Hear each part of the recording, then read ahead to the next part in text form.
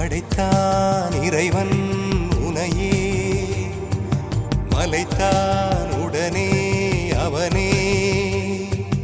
அழகை படைக்கும் திறமை முழுக்க உன்னுடன் சார்ந்தது, என் விழி சேர்ந்தது. விடிய விடிய மடியில் கிடக்கும் பொன்வினை உன்மேனி மீட்டட்டும் என் மேனி. இறைவினில் வந்து கலந்திடு, வீரல் பட மெல்ல காணிந்திடு.